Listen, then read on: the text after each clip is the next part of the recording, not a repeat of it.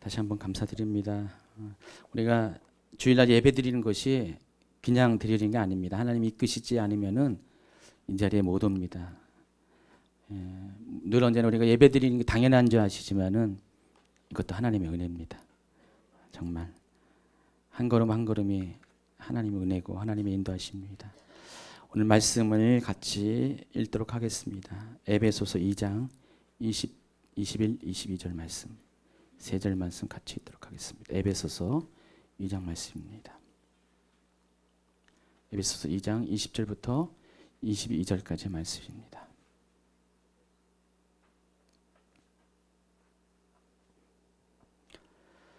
자, 찾으셨습니까? 에베소서 2장 20절부터 22절까지 말씀. 자, 같이 읽도록 하겠습니다. 너희는 사도들과 선지자들의 터 위에 세우심을 입은 자라. 그리스도 예수께서 친히 모퉁이 돌이 되셨느니라. 그의 안에서 건물마다 서로 연결하여 주 안에서 성전이 되어가고 너희도 성령 안에서 하나님이 거하실 처소가 되기 위하여 그리스도 예수 안에서 함께 지어져 가느니라. 아멘. 자, 예수님께서는 누가복음 21장 6절에서 이같이 예언하셨습니다. 어떤 사람들이 성전을 가리켜 그 아름다운 돌과 헌물로 꾸민 것을 말하며 예수께서 이르시되 너희 보는 이것들이 날이 이르면 돌 하나도 돌 위에 남지 않고 다 무너뜨려지리라. 여러분, 예루살렘 성전은 AD 70년에 로마군에 의해서 예루살렘이 멸망할 때 그때 같이 함락될 때 무너져 버렸습니다. 예루살렘 성전은 이스라엘에게는 심장과 같은 것입니다. 그들의 자랑이고 그들의 존재 이유가 예루살렘 성전이었습니다. 그런데 이 성전이 예수님의 예언의 말씀처럼 완벽하게 철저하게 말씀 그대로 돌 위에 돌 하나도 남지 않고 다 무너져 버렸습니다. 여러분이 알고 있는 예루살렘 성전은 역사적으로 두 번에 걸쳐서 존재했습니다. 첫 번째는 솔로몬 성전입니다. 이 솔로몬 성전은 솔로몬 왕에 의해서 지어진 성전입니다. 대략 그 크기가 이 성전과 아주 비슷합니다. 지금 이 성전이 저희 교회 성전이 한 80평, 임대 평수는 80평이고 실제 뭐 이것저것 빼고 실제 이 안에 있는 공간만 62평이라고 합니다. 근데 당시 예루살렘 성전은 솔로몬 성전은 73.5평이 정확한 치수라고 말합니다. 자, 그런데 이 73.5평을 짓기 위해서 들어간 소요된 건축비가 얼마인지 아십니까? 무려 얼마인 것 같아요? 일부 9시 예배 드린 분은 이제 입 다무시고 11시 예배 오신 분들만 몇 평인 얼마인 것 같아요? 여러분 상상을 초월한 요즘 화폐 가치로 달러로 얘기하면은 483억 달러입니다. 억 달러예요. 한국 돈으로 말하면 48조 원입니다. 여러분 이 평수와 짓는 건물이 48조 원이 들었다고 합니다. 우리 교회는 48조 원 100분의 1, 1000분의 1, 만분의 1도 안 된 4,800만 원 들었을까? 굉장히 적게 들었는데 48조 원에 들었습니다. 그래서 인건비를 제한 평당 건축비가 우리 건축하신 분 계산이 나오잖아요. 얼마입니까? 약 6,500억 원 한 평당. 대단히 아주 비싼 건물입니다. 그런데 이렇게 같이 솔로몬 성전이 비싸게 지어질 수밖에 없는 이유는 솔로몬 성전에 들어간 재료 때문에 그렇습니다. 당대 가장 좋은 재료인 백향목으로 일단 성전의 모든 골격들이 지어졌고요. 그리고 성전의 모든 벽과 그리고 성전의 기물들이 다 금으로 도금되거나 금으로 만들어졌습니다. 그래서 이 건축비의 대부분은 금값입니다. 그래서 금값이 엄청 비싸잖아요. 그래서 금으로 된 그런 성전이기 때문에 이 성전이 그렇게 비쌀 수밖에 없다는 것입니다. 솔로몬 성전은 솔로몬이 즉위한 지 4년 후에 지어지기 시작해서 7년 후에 완공이 됐습니다. BC 960년에 솔로몬 성전은 준공이 됐고 그리고 BC 586년 바벨론의 느부갓네살 왕이 예루살렘을 침공할 때 솔로몬 성전은 무너져 버렸습니다. 그리고 역사적으로 두 번째 성전이 세워졌는데 그것은 스룹바벨에 의해서 세워진 스룹바벨 성전이라고 합니다. 예루살렘을 멸망시킨 이 바벨론은 얼마 있다가 페르시아 제국에 의해서 또 멸망을 당했습니다. 그래서 이 바벨론은 현재 이라크에 해당하고 또 페르시아는 현재 이란에 해당합니다.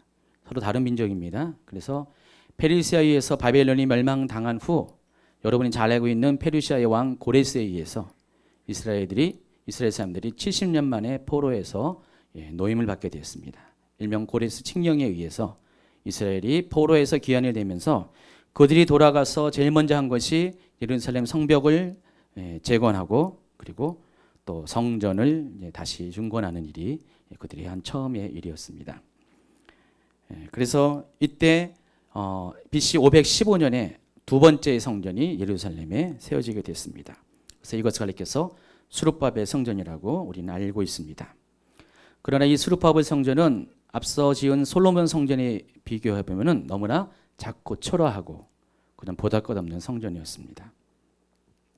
솔로몬 시대는 이스라엘 역사상 가장 강력한 왕권과 또 부와 권세가 있던 시대이기 때문에 솔로몬은 자기의 모든 그런 권위를 가지고 부를 가지고 성전 짓는 데 다 집중했습니다. 그러나 수룹바벨 성전은 이제 막 포로에서 귀환한 사람들이 아무런 돈도 없고 가진 거 없는 가난한 백성들이 짓는 성전이었기 때문에 그냥 우리가 그냥 평상이 짓는 이 정도의 수준으로 성전이 지어졌습니다. 그래서 이 수룹바벨 성전은 굉장히 작고 초라한 그 성전이었습니다. 그러다가 시간이 흘러서 예수님 당시에 헤롯 대왕에 의해서 성전이 다시 보수가 되기 시작했습니다. 헤롯 대왕이 이 BC 19년에 수룹바벨 성전의 기존 골격을 그대로 유지한 채 새롭게 이 성전들을 지어져 갔습니다. 여러분 알다시피 헤롯 대왕은 유대인이 아닙니다. 옆에 있는 에돔이라는 나라의 그런 출신의 사람입니다. 헤롯 대왕이 로마에 의해서 그 유대의 왕이 되었을 때 헤롯은 유대인의 한심을 사기 위해서 제일 먼저 한 것이 바로 성전을 짓는 것이었습니다. 성전을 지어지면은 그들이 기뻐할 것을 생각했기 때문에 그들이 자기를 인정할 것을 생각했기 때문에 이왕이면 더 크고 이왕이면 더 아름답고 멋있게 성전을 짓기 시작했습니다. 그래서 BC 19년에 시작한 이 건축은 그가 죽을 때까지 끝나지 않았습니다.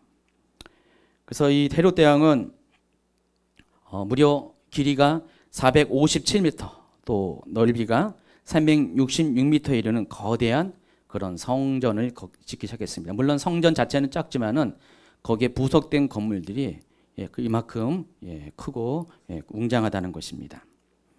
그래서 BC 19년에 시작한 이 헤롯 성전은 그가 죽은 후에 그의 아들 아그리파 2세에 의해서 건축이 이어졌고 그리고 마침내 AD 63년에 로마 총독 아이미니스 치하인 AD 63년에 82년 만에 대성전 건축이 완공이 되었습니다. 만약 이 헤롯 성전이 지금까지 남아 있다면은 아마 세계적으로 아주 기념비적인 건물이 될 것 같아요. 굉장히 웅장하고 위대한 건물이었습니다. 그러나 이 82년 동안 지어진 이 건물은 불과 7년 만에 이 세상에 존재하고 AD 70년에 로마군에 의해서 완전히 무너져 버렸습니다. 자, 예수님 말씀 그대로 돌 위에 돌 하나도 남지 않는 그런 패배가 여기에 일어나게 됐습니다. 그러니까 성경을 연구하는 고고학자들은 이 말씀이 어떻게 성취되었는가를 예수님의 말씀이 어떻게 성취되었는가를 과학적으로 증명을 했습니다. 자, 헤롯 성전이 무너지게 된 데는 첫 번째 이유는 뭐냐면은 헤롯 성전의 그 호화로움 때문에 그렇게 됐다고 합니다. 당시에 그 유대의 역사가인 요세푸스라는 사람이 있습니다. 요세푸라는 사람이 유대 전쟁사라는 유명한 책을 썼습니다. AD 70년에 예루살렘이 멸망을 했을 때 그가 그 광경을 지켜보고 AD 73년에 이 책을 썼습니다. 그때 그 책 중에 예루살렘 성전에 대한 묘사가 이렇게 나와 있습니다. 성전의 외부 공사는 찬탄을 받을 만한 가장 높은 수준급이다. 왜냐하면 그것은 완전히 근판으로 입혀져 있어서 태양이 비치면 아주 찬란하게 번쩍여 태양광선을 바라볼 때와 같이 보는 이로 하여금 눈이 부셔서 제대로 바라볼 수 없게 하기 때문이다. 그리고 금으로 되어 있지 않은 다른 면은 대리석으로 되어 있으며 그 대리석이 얼마나 희고 깨끗한지 그것을 처음 보는 사람들에게는 멀리서 보면 꼭 눈 덮인 산처럼 보였다. 이게 요세푸스가 바라본 AD 70년 당시의 성전의 모습이었습니다. 그러니까 예루살렘 성전은 헤롯이 지은 예루살렘 성전은 금아니면은 대리석으로 지었습니다. 솔로몬 당시에는 가장 좋은 건축 재료가 백항목이었고 또 이 로마 시대에는 대리석이었어요. 그래서 솔로몬도 가장 좋은 재료를 썼고 헤롯 대왕도 가장 좋은 재료를 써서 이 예루살렘 성전은 그때 당시에 너무나 아름답게 지어진 성전이었습니다. 그래서 예수님께서 예루살렘에 갈 때마다 사람들은 성전을 많이 자랑을 했어요. 성경의 복음서의 여러 곳을 보면은 예수님께서 원래 어디 출신입니까? 갈릴리 출신입니다. 요즘 말하면은 촌뜨기라는 것이죠. 굉장히 시골의 출신이라서 예수님이 오면은 사람들이 예수님에게 뭔가를 보여주기 위해서 자랑할 것이 예루살렘 성전이었습니다. 그래서 예수님 한번 이 성전을 보세요. 이 건물을 보세요. 너무나 멋있지 않습니까? 라고 자랑을 했습니다. 그때 예수님께서 그 자랑하는 건물을 보시면서 하신 말씀이 아까 읽어드린 그 말씀이었어요. 언젠가는 이 성전이 무너지게 될 것인데 돌 위에 돌 하나도 남지 않고 완전히 무너질 것이라고 예언을 하셨다는 것입니다. 어쨌든 이 예루살렘 성전의 이 호화로움은요, 그것으로 인해서 로마 군대에 의해서 로마 군대가 이 성전을 무너뜨리게 하는 동기를 제공하게 되었다는 것입니다. 로마를 점령한 예루살렘을 점령한 로마 군대는 기본적으로 약탈을 일삼았습니다. 그때 가장 가치 있고 귀하고 있는 귀한 그런 보물 같은 것들을 많이 약탈했는데 그 첫 번째 타켓이 예루살렘 성전이었습니다. 왜 그랬습니까? 예루살렘 성전은 벽과 모든 그런 기구들이 금으로 되어 있기 때문에 그것을 취하는 것은 굉장한 그런 재물을 취하는 것이기 때문에 그들은 예루살렘을 성전을 무너뜨리고 거기서 금을 빼앗기 위해서 성전을 전부 다 완전히 해체시켰다는 것입니다. 그래서 성전의 호사로움은 결국은 예수님의 이 예언을 응하게 하는 결정적인 원인이 되었다는 것입니다. 또 헤롯 성전은 워낙에 대규모로 지은 건물이기 때문에 이 건물을 허무는 것은 결코 쉽지가 않습니다. 지금도 여러분 이 건물을 허물 때 굉장한 그런 비용이 들고 시간과 노력이 듭니다. 그래서 이 건물을 허문다는 것은 쉬운 것이 아니에요. 전문팀이 있습니다. 저희도 이제 교회 5층 공사할 때 지금 5층 공사하고 있잖아요. 저하고 강로님하고 우리 영훈 형제 같이 합심해가지고 바닥을 뜯었어요. 엄청 힘들었습니다. 철거하는 데만 거의 뭐 반나절 이상 걸렸는데 땀 흘리고 애쓰고 그래서 제가 그때 이 바닥을 뜯어내라고 안 하던 일을 하다 보니까 며칠 동안 손이 아플 정도로 굉장히 힘들었어요. 근데 이 성전 전체를 무너뜨린다는 것, 너비가 457m, 길이가 377m, 66m의 이 대단한 웅장한 건축물을 무너뜨리는 것은 굉장히 어려운 일이었습니다. 그런데 이 어려운 가운데 로마 군인들은 쉬운 방법을 모색하게 됐습니다. 성전을 허물 수 있는 가장 쉬운 방법이 뭐냐면은 요즘은 건물들이 다 콘크리트로 지어지잖아요. 그때 당시는 다 흙 아니면 돌이었습니다. 가난한 사람들은 흙으로 집을 졌고요.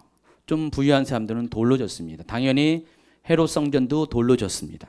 돌로 졌기 때문에 이 돌로 짓는 건축물의 특징은 어떻게 합니까? 밑에 있는 기초석을 빼버리면은 쉽게 무너지게 되어 있어요. 그래서 이들이 택한 방법이 각 건물을 연결하는 모퉁이에 있는 모퉁이돌, 모퉁이의 머릿돌을 빼내는 방법을 취했습니다. 돌 하나가 얼마나 큰지 아시죠? 혹시 예루살렘 가보신 분은 봤겠지만은 저는 못 가봤어요. 그러나 사진으로 보니까 이 돌 하나가 거의 자동차 하나만한 것 같아요. 굉장히 큽니다. 이 돌을 하나를 빼니까 연쇄적으로 위에 있는 돌들이 다 무너져 내리기 시작했습니다. 쉽게 무너졌습니다. 자, 예루살렘 성전이 무너지고 예루살렘 성벽들이 다 무너지는데 오직 한 군데만 현재까지 살아있죠. 서쪽 벽입니다. 동국의 벽이라고 하는데 이 서쪽 벽이 살아남은 이유가 있습니다. 당시의 모든 예루살렘 성전의 건축은 헤롯에 의해서 주관되었습니다. 그런데 그때 유대인들이 랍비들이 간청을 했습니다. 아무래도 그렇죠. 이방인에 의해서 성전이 지어진다는 것이 마음에 좀 내키지 않습니다. 그래서 그들이 힘도 없고 돈도 없지만은 자기들의 힘을 가지고 뭔가를 좀 이렇게 짓기를 원했어요. 그래서 헤롯에게 찾아가 가지고 한쪽 벽이나마 우리 힘으로 짓게 해달라고 요청을 했습니다. 헤롯이 허락을 했고 유대인들에 의해서 지어진 벽이 지금 현재 남아있는 통곡의 벽입니다. 나머지는 다 헤롯에 의해서 지었습니다. 근데 왜 이게 남았게 됐냐? 유대인이 지어서 남은 것이 아니라 거기에는 사연이 있다는 것입니다. 헤롯이 지은 모든 이 건물들은요, 그 건물의 돌과 돌을 이으는 이음새가 뭐로 되어 있냐면은 금으로 되어 있습니다. 그러다 보니까 어떻게 됩니까? 로마인들이 금을 취하기 위해서는 반드시 벽들을 다 무너뜨려야 돼요. 그래서 다 100% 해체시켜가지고 그 연결고리가 있는 그 금으로 된 연결고리를 다 취하게 됐습니다. 이런 연고로 예루살렘 성전과 성벽들은 다 무너져 버렸어요. 그래서 오직 유대인들은 돈이 없기 때문에 그가 찰 수 없었습니다. 그래서 유대인들이 지은 한쪽 벽만이 현재까지 남아있다고 합니다. 어쨌든 이 모든 것들이 다 예수님의 그런 예언대로 다 역사 가운데 이렇게 이루어졌습니다. 자, 모퉁이들은 건축에 있어서 집을 떠받치는 주체들과 함께 건축의 가장 기초가 되는 중요한 부분입니다. 특별히 성경에 쓰여지는 이 신약 시대에 있어서 모퉁이들의 역할은 굉장히 중요하다는 것입니다. 그래서 로마 군대가 성전을 무너뜨리기 위해서, 건물을 무너뜨리기 위해서 가장 쉬운 방법으로 이 모퉁이돌을 빼낼 때 그것이 가능했다는 것입니다. 자, 오늘 본문 말씀에 속해 있는 에베소서의 큰 주제 중에 하나는 교회는 무엇이고 또한 교회는 어떻게 세워지는가입니다. 여러분, 교회는 무엇입니까? 그리스도의 몸입니다. 그래서 교회는 어떻게 세워집니까? 그리스도의 몸의 지체가 된 사람들이 서로 연결돼 가지고 하나가 되어서 완성되는 것이 교회입니다. 에베소 2장 20절 오늘 본문 말씀을 같이 다시 읽도록 하겠습니다. 너희는 사도들과 선지자들의 터 위에 세우심을 입은 자라. 그리스도 예수께서 친히 모퉁이돌이 되셨느니라. 그 안에서 건물마다 서로 연결하여 주 안에서 성전이 되어가고 너희도 성령 안에서 하나님이 거하실 처소가 되기 위하여 예수 안에서 함께 지어져 가느니라. 여러분, 집을 짓기 위해서는 첫 번째가 터가 있어야 됩니다. 기초가 있어야 됩니다. 그리고 그 터 위에 기둥이 세워져야 됩니다. 그리고 기둥이 세워진 다음에 벽이 만들어지고 벽이 만들어진 후에 석가래를 놓으며 그 위에 천장을 만들면은 대략적인 건축이 완성이 됩니다. 자, 그런데 이 기둥을 세울 때 제일 먼저 해야 될 전제가 바로 모퉁이돌을 세우는 것입니다. 먼저 터를 다진 다음에 건물의 기퉁이에다가 그 건물이 모퉁이돌이 더 있을 수가 있습니다. 기퉁이 만약에 4개 기퉁이라면은 4개 기퉁이에다 먼저 머릿돌을 딱 세워놓고 그 위에다가 기둥을 세우고 또 중간에 벽을 만들고 석가래를 씌우고 천장을 만들면은 지붕을 만들면은 건물이 완성이 된다는 것입니다. 그래서 기둥을 세우기 위해서는 반드시 뭐가 있어야 됩니까? 머릿돌이 있어야 됩니다. 그래서 본격적인 건축은 머릿돌을 세우는 것부터 시작하는 것이에요. 터는 건축을 하기 위한 사전 작업이고 건물 자체가 아닙니다. 기둥이 올라갈 때부터 이제 건축이 시작되는 것이죠. 그래서 이 건축을 기둥을 세울 때는 제일 먼저 시작하는 것이 모퉁이돌이 된다는 것입니다. 그래서 교회가 세워지는 것도 마치 집을 세운 것과 같이 같은 방식으로 세워진다고 사도 바울은 말하고 있습니다. 그래서 교회는 제일 먼저 터가 있어야 됩니다. 기초가 있어야 됩니다. 20절에서는 너희는 사도들과 선지자들의 터 위에 세우심을 받은 자라 그랬습니다. 여기서 너희는 교회의 구성원을 말하는 것입니다. 실제로 당시에 초대교회가 세워지기까지 교회의 기초가 되는 역할을 한 사람들이 사도와 선지자들입니다. 지금의 우리가 교회가 이미 세워져 있기 때문에 우리가 그걸 실감하지 못하지만은 초대교회는 말 그대로 처음 세워진 교회예요. 그래서 그 이전까지는 교회가 없었어요. 그 빈 터였다는 것이죠. 아무것도 없었습니다. 교회가 세워지기 위해서 그 교회의 기반을 닦은 사람들이 누구라고요? 사도들과 선지자들이라는 것입니다. 그러니까 사도들의 역할은 복음 전도자였어요. 그래서 복음을 들고 이방인에게 가서 거기 아무런 터가 없는 그곳을 다져가지고 교회가 세워지기까지 거기서 수고하고 인내하고 희생하고 헌신하는 삶을 사는 사람이 사도들이었습니다. 마찬가지로 선지자들도 사도와 연합해서 그런 일을 행했습니다. 그래서 교회의 터라는 그 의미, 사도와 선지자들이 교회의 터라는 의미는 바로 그들의 믿음과 헌신과 고생과 수고와 희생이 바로 교회를 세우게 하는 미끄럼이 있다는 그런 의미라는 것입니다. 자, 그런데 마태복음 16장 18절에서는 교회를 세우는 기초가 무엇인가에 대한 또 다른 측면의 설명이 따릅니다. 제가 읽어드리겠습니다. 또 내가 내게 이르노니 너는 베드로라. 내가 이 반석 위에 내 교회를 세우리니 음부의 권세가 이기지 못하리라. 여기서의 반석은 16절에 나오는 베드로의 고백을 말한 것입니다. 많은 분들이 오해를 하고 있어요. 여기 반석이라는 뜻이 헬라어로 페트라라는 단어인데 베드로라는 이름입니다. 그래서 천주교에서는 이 구절을 가지고 베드로의 교황권을 이야기합니다. 그러니까 베드로가 첫 번째 교황이었다는 것입니다. 그래서 베드로 위에 교회가 세워졌다고 예수님이 약속하셨기 때문에 결국은 뭡니까? 교회를 세우는 기초는 누구라고요? 교황이라고 이렇게 주장을 합니다. 그래서 교황을 거의 신처럼 여깁니다. 그래서 요즘은 교황 무호설까지 주장하잖아요. 이미 오래전부터 했죠. 교황은 죄가 없다 그럽니다. 교황은 하나님의 대리자. 그렇게 주장을 합니다. 그것은 이 말씀에 대한 오해, 잘못된 해석에 근거해서 그렇게 말한 것입니다. 제대로 된 해석은 16절에 근거합니다. 예수님께서 말씀하셨을 때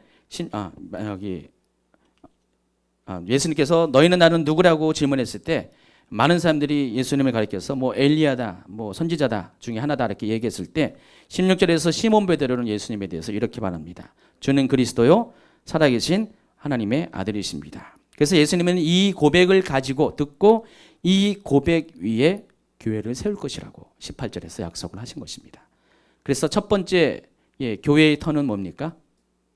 바로 이 베드로와 같은 주는 그리스도요 살아계신 하나님 아들이십니다라는 신앙의 고백이 교회를 세우게 했다는 것입니다. 여러분 속에 만약에 이 고백이 없으면 어떻게 됩니까? 기초가 부실한 거예요. 기초가 부실한 사람들은 당연히 교회와 믿음을 떠날 수밖에 없다는 것입니다.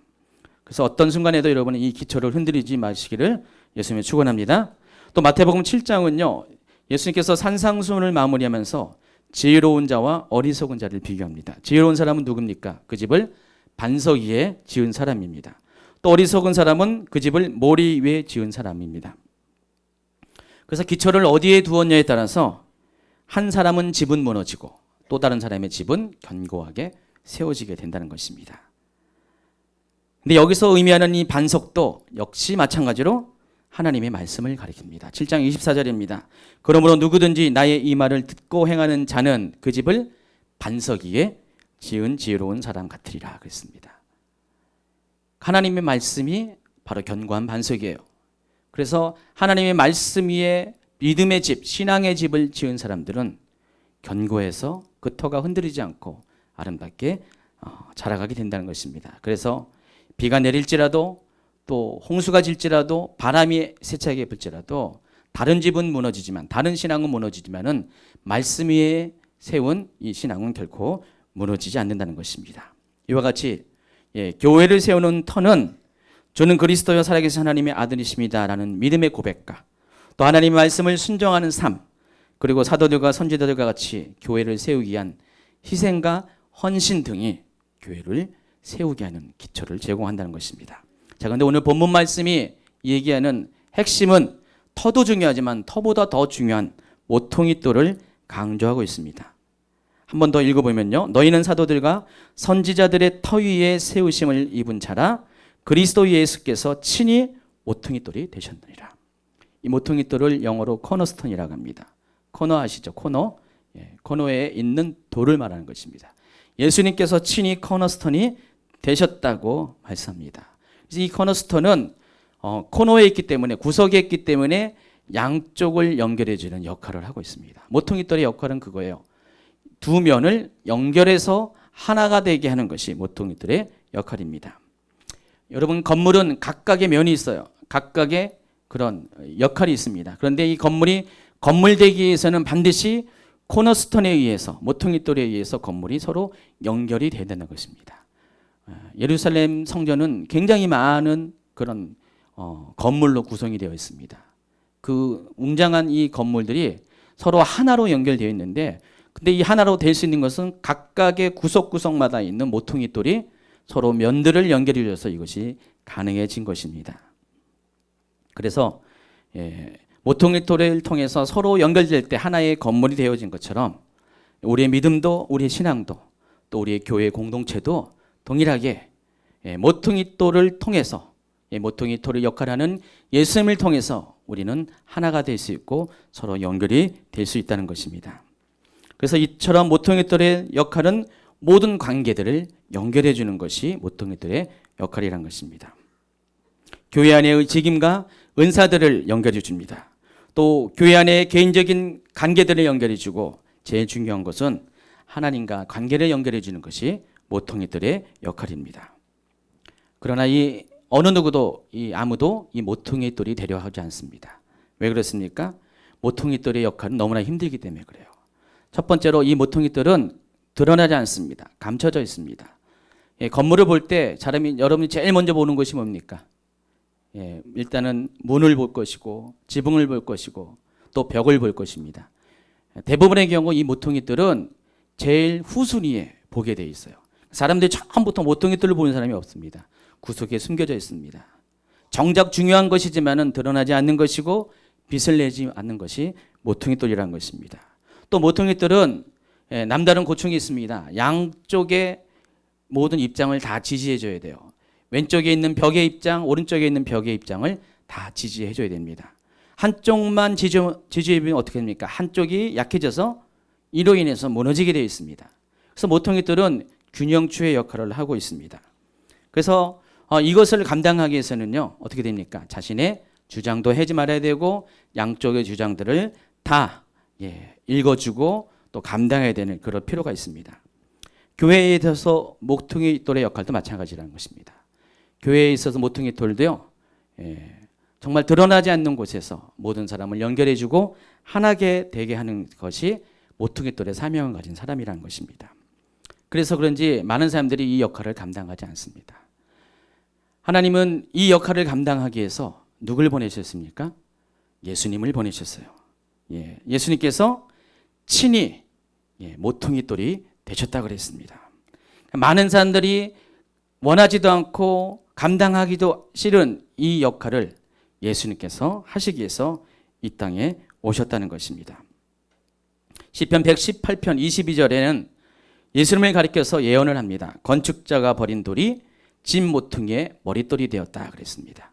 자, 이 말씀은 성경의 여러 곳에서 인용되고 있습니다. 마태복음 21장 42절에도 동일한 말씀이 인용이 되어 있고 또 마가복음 12장 10절, 누가복음 20장 17절에도 동일한 말씀이 인용되어 있습니다. 여기서 끝나는 것이 아니라 사도행전 4장 11절에도 동일한 말씀이, 또 베드로전서 2장 7절에도 예수님을 가리켜서 건축자가 버린 돌이 모퉁이돌이 되었다는 그런 말씀을 인용을 하고 있습니다.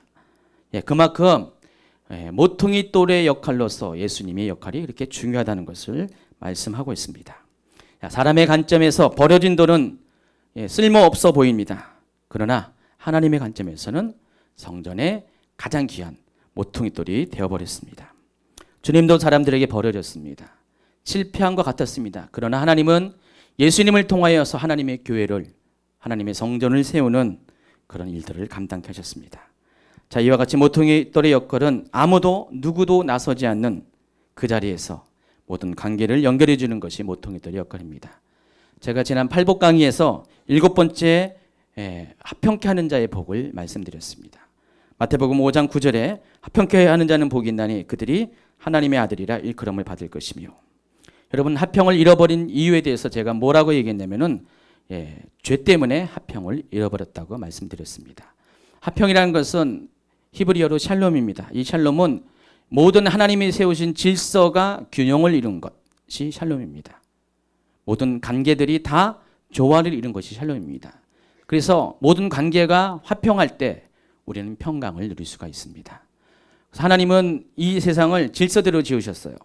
그래서 하나님은 관계 안에서 이 세상을 창조했습니다. 제일 먼저 하나님이 창조한 것이 여러분과 하나님과의 그런 관계입니다. 그리고 이 관계에 의해서 우리와 또 자연과의 관계가 생겨났고, 또 우리와 우리 이웃과의 관계가 생겨났고, 그리고 우리 자신과의 자아 관계가 생겨났습니다. 그래서 여러분을 중심으로 해서 이 십자가가 보여주는 것처럼 십자가 중앙에 여러분이 있다면은 바로 위로는 하나님, 아래로는 자연, 그리고 좌로는 이웃, 또 우로는 또 여러분 자아의 모든 이런 네 가지의 관계가 연결돼서 조화가 되어져서 지어진 것이 이 세상의 창조의 질서라는 것입니다. 그런데 죄가 들어올 때 죄가 들어온 결과 이 모든 관계들이 깨어졌습니다. 깨어져 가지고 더 이상 하나님과 우리의 관계가 하나가 되지 못했고, 또 자연과의 관계도 무너져 버렸고, 이웃과의 관계도, 또 자신과의 관계도 무너져 버렸습니다. 그런 사람을 가리켜서 화평을 잃어버린 사람이라는 겁니다. 그래서 예수님이 이 땅을 화평을 회복시키기 위해서 하셔야 될 것이 바로 죄를 극복하는 것이었습니다. 죄를 이기고 승리하는 것이었습니다. 그래서 예수님께서 죄를 이기고 승리하는 방법을 십자가를 선택하신 것이었어요. 십자가는 모든 깨어진 관계를 연결하는 유일한 통로가 되는 그런 것이었습니다. 십자가는 굉장히 큰 상징이에요. 바로 이 구원의 상징입니다. 죄와 또 죄로부터 승리할 수 있는 그런 방법이 무엇인가를 설명해 주는 아주 중요한 상징이라는 것입니다. 예수님이 십자가를 지심으로 인해서 우리는 모든 깨어진 관계를 회복할 수가 있고, 자, 이러한 사람이 화평한 사람이고, 또 이와 같이 만드는 사람이 복이 있는 사람이고, 그런 사람을 가리켜서 뭐라고요? 하나님의 아들이라 말하는 겁니다. 하나님의 아들은 누굽니까? 예수님이죠. 바로 예수님처럼 모든 관계를, 깨트려진 관계를 하나로 연결시키는 분이, 그런 사람이 바로 하나님의 아들처럼 불림을 받는다. 그렇게 말씀을 드릴 수가 있습니다. 자, 이와 같이 십자가를 통해서 모든 관계가 연결되고 모든 지체들이 하나가 되는 것처럼 모퉁이 돌을 통해서도 역시 마찬가지입니다. 모퉁이 돌은 모든 관계들을 연결해 주는 것입니다. 그래서 모퉁이 돌은 마치 십자가와 같은 것이에요. 같은 역할을 한다는 것입니다. 그래서 십자가를 통해서 모든 관계가 회복되는 것처럼 모퉁이 돌을 통해서 모든 관계가 연결됨을 통해서 아름다운 성전, 하나님이 원하시는 아름다운 성전, 교회 공동체가 세워진다는 것입니다. 그러나 이 모퉁이돌을 진다는 것은 십자가를 지는 것과 똑같기 때문에 결코 쉬운 것이 아닙니다. 남에게 채이고 조롱받는 그곳에 서야 됩니다. 오해받고 또 실망당하는 그곳에 내가 서야 됩니다. 또 때로는 배반의 잔을 마셔야 되는 그 순간에도 내가 서 있어야 됩니다. 우리 주님이 그래 하셨고요. 또 우리 주님은 자기를 따른 자들에게는 자기 십자가를 지고 나를 따를 것을 명령했기 때문에 우리도 그와 같은 십자가의 짐을 져야 된다는 것입니다. 모퉁이돌을 된다는 것은 그런 의미란 것입니다. 그래서 아무나 이 모퉁이돌이 될 수는 없어요. 오직 예수님만이 될 수밖에 없고, 그래서 하나님은 예수님을 친히 모퉁이돌이 되게 하셔서 하나님의 자녀로서의 삶, 아들로서의 삶이 어떤 것인 것을 친히 우리에게 보여주셨다는 것입니다. 어쨌든 이런 사람은 결국은 복이 있어요. 이런 사람을 통해서 하나님 나라가 세워지기 때문입니다. 이런 사람을 통해서 교회 공동체가 세워지기 때문에 하나님은 어쨌든 간에 예수님을 따르는 저와 여러분 모두에게 모퉁이돌이 되어지기를 원합니다. 그래서 오늘 말씀처럼 이 모퉁이돌이 되신 예수 그리스도 안에서 우리는 성전으로 지어져 갑니다. 또 성령 안에서 우리는 하나가 되는 것, 이것이 교회를 세우시는 하나님의 방식이라는 것입니다. 주님집교회가 이전했습니다. 이전하고 성전이 아름답게 꾸며졌습니다. 수고한 분들도 계시고 애쓰신 분들 많이 계십니다. 어제 많은 분들이 아름답게 세워진 이 성전을 보고 많이 칭찬하고 좋아했습니다. 그러나 저는 그 칭찬과 더불어서 제 마음속에 한 가지 생기는 부담은 이 교회가 겉보기에 아름다운 성전을 가진 그런 교회이기 앞서서 정말로 주님이 거하시는 아름다운 성전이 되어져야 된다는 그런 부담을 갖고 있습니다. 솔직히 교회가 성도가 작을 때는요, 저희 교회도 뭐 이렇게 큰 문제가 없었어요. 문제가 없었고 그냥 서로가 서로 잘 알고 뭐 갈등도 때로는 있었지만은 그렇게 큰 삐그덕거리는 소리가 없었어요. 근데 성도들이 조금씩 늘어나면서 왜 여기저기서 이렇게 소리가 나는지 목회자로서 담임하고 있는 목회자로서 굉장히 좀 안타깝고 부담이 찾아왔습니다. 뭔가 좀 잠잠해지면 여기서도 소리가 나고 저기서도 소리 나고. 자, 그런데 그 과정들을 쭉 지켜보면서 갑자기 성장하는 교회에 있어서 생길 수밖에 없는 필연적인 현상이라고 생각했습니다. 왜냐하면 서로 다른 성품과 다른 영성을 가지고 다른 인생의 경험을 가진 사람들이 각각의 건물을 가지고 이곳에서 모여들기 때문에 여기서 서로 다른 사람들이 하나가 된다는 것은 쉽지가 않습니다. 그러다 보니까 삐걱거리고 다툼도 있고 갈등도 있다고 봅니다. 그러나 그럼에도 불구하고 하나님은 그 가운데 모퉁이돌을 세워주셨습니다. 그래서 그들을 연결해주는 예수님과 같이 자기를 부인하고 십자가를 지는 것 같이 사람들의 관계를 연결해주는 분들을 적잖해 주셨습니다.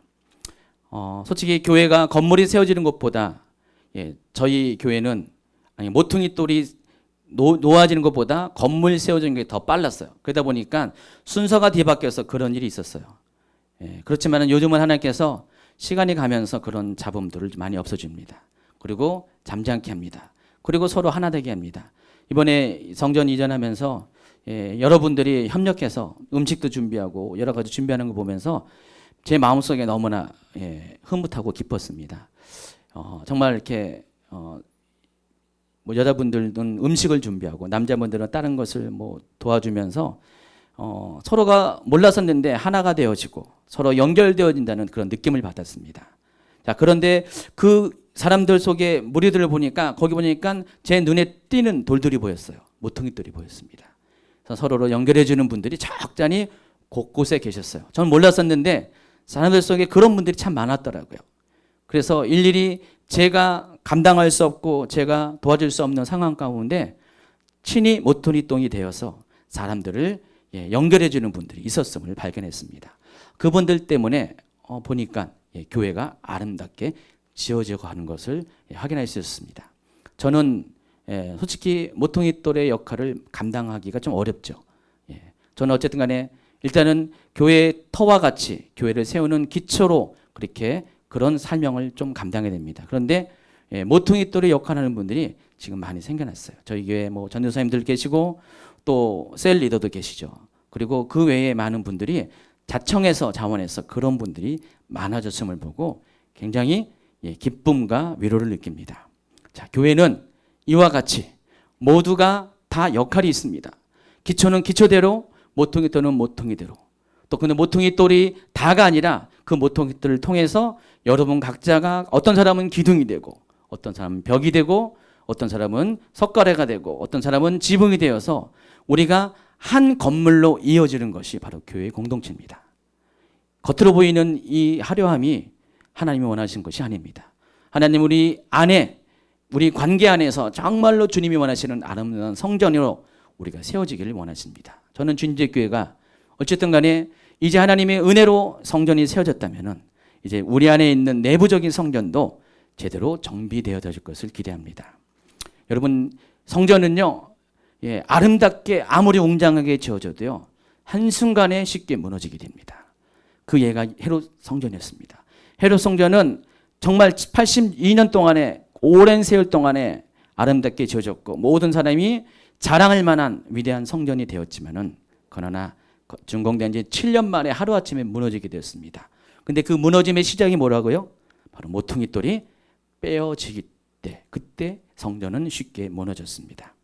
여러분도 마찬가지입니다. 여러분의 인생도 그렇고 여러분의 가족도 그렇고 또 여러분이 몸담고 있는 이 교회도 마찬가지입니다. 누군가가 모퉁이돌이 되어지고 근데 그 모퉁이 되어진 사람이 자신의 역할을 감당하지 못하면은 순식간에 이 교회도 무너지게 되어 있습니다. 그러므로 이 모퉁이돌의 역할을 하는 사람들은 어떤 식으로 어떤 사명을 가지고 살아야 됩니까? 바로 예수님이 그리했던 것처럼 십자가를 지는 것과 같이 자기를 부인하고 예수님을 따르고 또 형제들을 사랑하는 그런 마음을 가지고 그 직분을 감당하기 바랍니다. 자, 그러면 그 기초 위에 그 터전 위에 교회가 아름답게 세워질 것이고 그 교회 안에 그 성전 안에 거하는 여러분 모두에게도 하나님의 인생의 집도 새롭게 지어지게 할 것입니다. 솔로몬 왕은요 7년 동안 솔로몬 성전을 짓게 한 다음에 그 이후에 약 13, 14년 동안 또 다른 건축을 했습니다. 이번에 무슨 건축을 했습니까? 자기의 집을 왕궁을 건축했습니다. 그러니까 솔로몬은 20년 동안의 건축에 매달린 사람이었습니다. 첫 번째는 하나님의 집을 그다음엔 자기의 집을 졌습니다. 하나님께서는 하나님의 성전을 지은 자들에게는요 또 자신의 집도 지을 수 있도록 은혜를 베풀어 주십니다. 아름답고 크고 멋있고 웅장하게 그렇게 세워 주실 것입니다. 여러분이 정말 성전을 잘 세우는 위해서 여러분의 삶을 모퉁이 돌처럼 희생과 헌신의 삶으로 여러분이 투자한다면 하나님은 여러분의 인생도 솔로몬 성전을 짓고 자신의 왕궁을 지은 것처럼 그와 같은 방식으로 여러분의 삶의 건축도 이루게 하신다는 것입니다. 자, 이제 우리가 오늘 예배를 마치면서 우리가 결단합니다. 하나님, 내 삶 가운데 하나님 우리에게 요구하신 것이 아름다운 성전을 지어가는 하나의 지체로서 우리가 역할을 감당하길 원하는데, 과연 내가 어떤 위치에서 어떤 모양으로 이 성전에 내가 역할을 감당하는지 점검하길 원합니다. 어떤 사람은 이 중에 터가 된 삶이 있고, 어떤 사람은 모퉁이돌, 어떤 사람은 기둥, 또 벽이 되는 사람이 있고, 덮는 천장이 되는 사람이 있습니다. 각각의 역할이 어떤 간에 우리는 각각의 위치에서 정말 하나님 앞에 꼭 필요한 자로서 성전을 받드는 가장 존귀한 자로서 하나님, 내가 그렇게 쓰임받길 원합니다. 그리고 내 인생을 그렇게 사용하여 주시옵소서. 내가 다소 힘들고 어렵더라도 하나님의 성전을 지우기 위해서, 하나님 성전을 유지하기 위해서, 지탱하기 위해서 내가 정말 내 삶을 들여서 교회를 섬기는 그런 삶을 살기 원합니다. 이 시간에 잠시 기도합니다. 혹시 마음속에 하는 짐진 자 있습니까? 또 사람들, 우리 성도들 간의 관계 속에서 좀 약간 삐덕거려가지고 상처난 분이 있습니까? 이 시간에 모든 그 상처, 모든 힘든 것들 예수님 앞에 내려오기 바랍니다. 그래서 내가 십자가를 지는 심정으로 오늘도 하나님 앞에 성전의 일부가 되길 원합니다. 기도한 시간 갖기를 원합니다. 옆에 분들 한번 손잡고 기도하세요. 우리는 하나가 되었습니다. 믿음으로 하나 되었고, 우리가 성령 안에서 하나로 되어지는 사람입니다. 여러분 옆에 분들을 위해서도 같이 중보하면서 시간에 기도합니다. 주님,